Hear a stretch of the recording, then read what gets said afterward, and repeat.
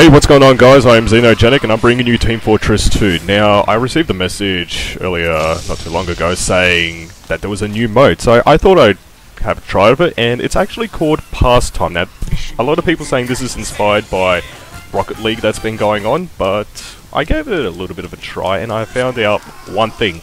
It is nothing but fucking full of scouts. Now, Pastime's more of a capture the flag type sort of game, but you don't actually bring it to your base. You actually try to score in the enemy's base. Now, think of it just as soccer. You get the ball, you try to score a goal, and you score points. It's first to three, and as I said, it is literally full of scouts, pyros, and engineers. This is more one of those type of games where you always will have to defend and have a lot of players going to grab the ball.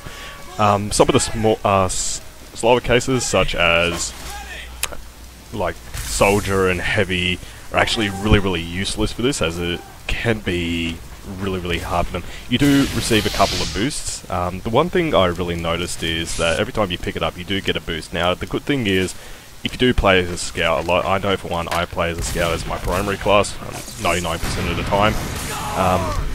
You will get a speed boost when you do pick up the ball, and there are speed boosts all across the map. I will be picking one up probably not too soon, but they do increase your speed.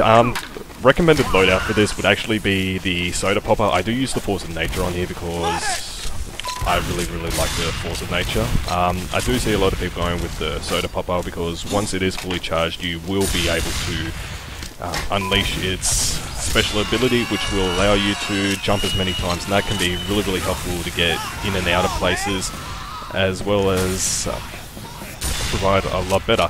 Now, the good thing is, I've noticed about this that even though, like as I said, I'm using the Force of Nature here, but the Soda Popper is highly recommended. The Soda Popper,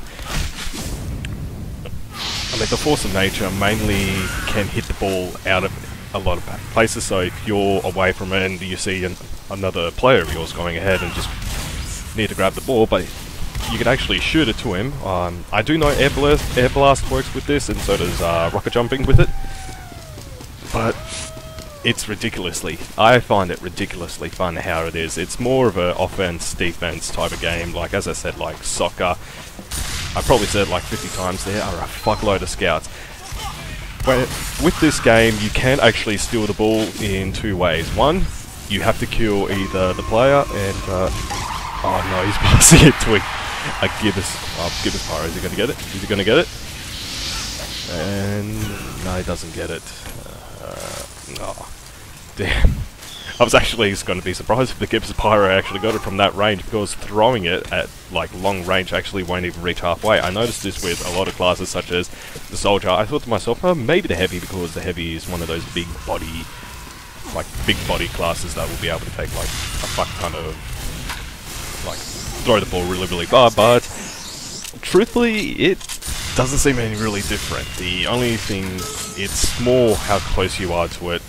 As I said, the Scout Pyro with a Power Jack is actually really useful for this, as well as a Medic with a quick fix on, because you will be getting shot by a fuck ton of babyface blasters, shortstops, Force of Nature, scatter guns, a whole heapful. It's ridiculous.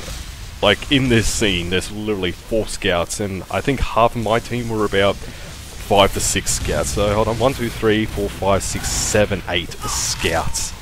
8 scouts in the game, on just my team. Now, and then I think I saw like the 1 Pyro and 2 Engineers, which is ridiculous. Continuing with the loadout with this type of game, the Soda Popper is highly recommended if you need to quickly get in and out on high ledges. Mission begins. There's the Mad Milk is really good if you just want to restore some of your health, but otherwise I'd have to say probably the Bonk would be a good idea, mainly just to grab that brief invincibility, or I wouldn't recommend the Criticola, to be honest. Pistols are recommended if you want to quickly deal a little bit of damage.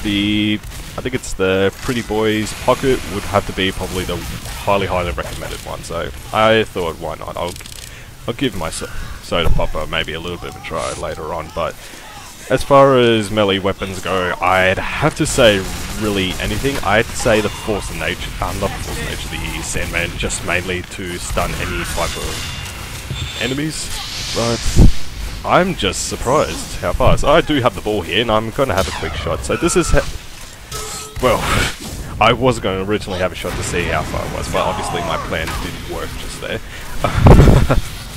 I think I score like at the end or something.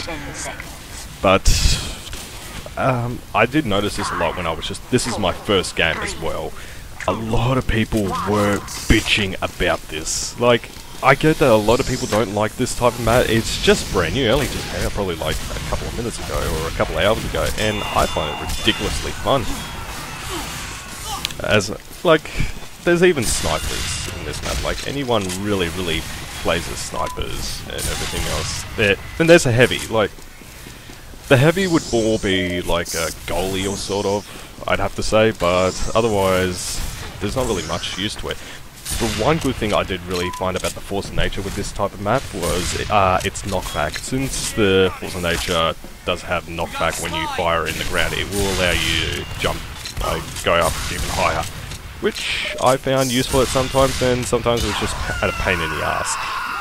When you do score, you do gain critical hits, and which only lasts for about 6 to 8 seconds, so I decided to put on my soda popper now. I did find it a little bit more useful. Like as you saw there, the enemy did score, so that's really the range you have to be, unless if you're good at angling and good at all that crap. But it comes to a point where it's like 2-all now, so it's always first to 3 unless the map allows so. Now, every time in the center the ball will drop. When you score a goal, it'll go down in the middle, just like soccer does. So if you score a goal, everyone will be back into the middle position. We actually got really lucky there. I'm glad that Jordamus actually did manage to kill him, otherwise we'd be finished right about now. Well, there's nothing really much I could say about this. It's brilliant, it's fun. I probably found it a lot more fun than the manpower one, which includes the bugs. Oh yeah, that's also a kind of a spot with sentries as well. If you have like 2 sentries up there, your days are pretty much outnumbered, unless if you're like fully Ubered. And yeah, so right then, I just meleeed a soldier and stole the ball. So if you melee someone, you'll be able to steal the ball off them. As far as classes go, Scout is probably more cancerous than anything else with this type of mode, because you see nothing but scouts. Soldier is alright. I mean, it's good for taking down the scouts really quickly because of the rockets and explosions and everything. Pyros, I'd have to say, they are very useful, because as I said, there are a lot of pyros, and having a power jack does really help a lot. Engineer would have to be probably a recommended class. But anyway guys, that's the end of the game. I really love this. I will be uploading more TF2 videos, so as you see, I got top in the board. So, I'll see you guys in the next video.